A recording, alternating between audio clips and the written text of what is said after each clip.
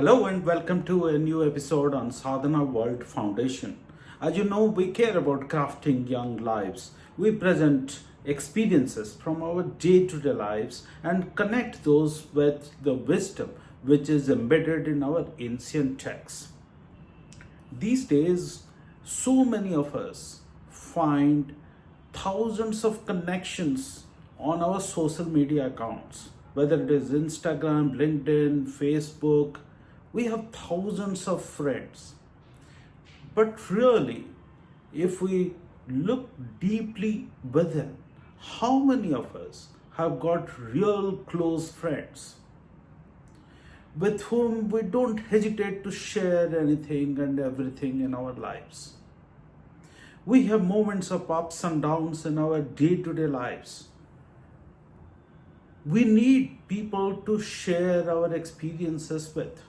Research has been showing that people like you and me are feeling more and more lonely these days. We have so many acquaintances, but we don't have close friends. So we know that it has its own impact. We stay lonely, we spend a lot of time with our mobile phones, and we endlessly scroll through the social media posts that we have. But what do we get? Do we get happiness, joy, peace of mind, clarity of thought in our minds when we are confused? Do those things really help us make a decision in our life? And whatever we read on social media or whatever we hear from our acquaintances, whatever we observe around us, do they really help us? Do they really inspire us? Do they really show us the way? So I decided to look into our ancient texts. 3,000 years old or maybe more, Veda incidentally talks about this. It says, wisdom can come from anywhere, even from people who think differently from us. Why am I referring to this? Think of the recent incident which happened in the United States of America. Charlie Kirk was shut down. A life was lost. He had his own opinions, very strong opinions, and there were people who did not subscribe to those. And as a response, as a reaction, they decided to kill him. They decided to eliminate him. Why is there so much of animosity, enmity? Why can't we think of any solution other than eliminating that person? Why is there so much of polarization in this world? Why can't we live with harmony, with peace in a community? That was the thought on my mind. Is it not connected with the loneliness syndrome that all of us have got ourselves trapped in? Think of Srimad Bhagavad Gita.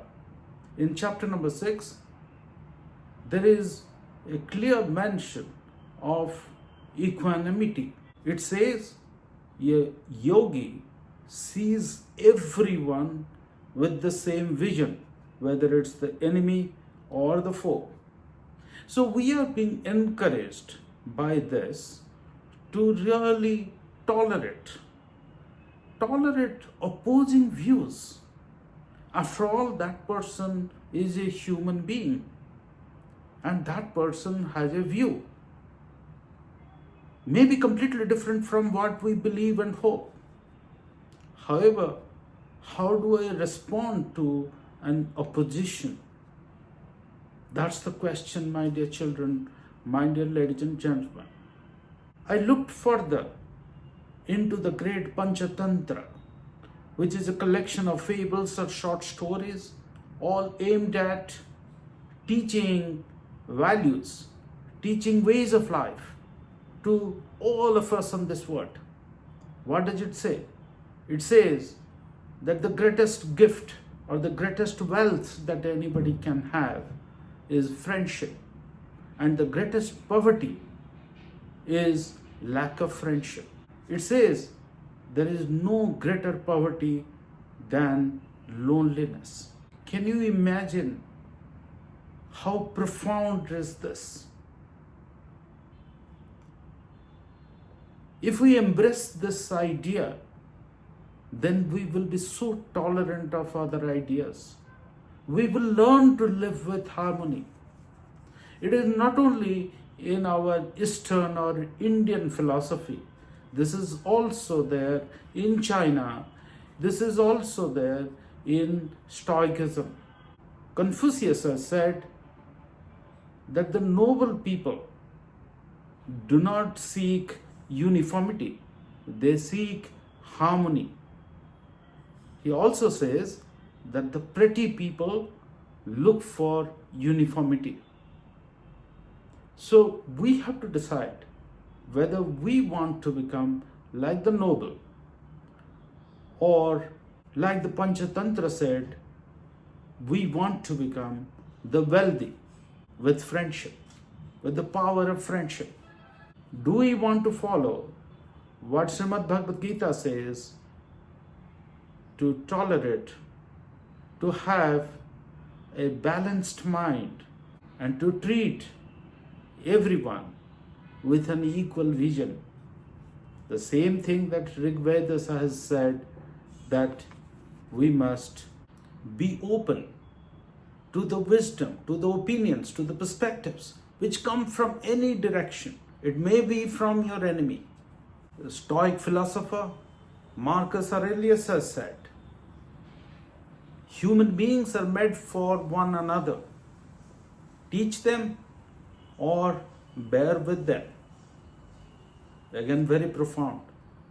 So, ladies and gentlemen, my dear children, I was deeply touched by some of these sayings in our ancient texts. I wish all of us really embrace these ideas and learn to have a balanced mind on our heads.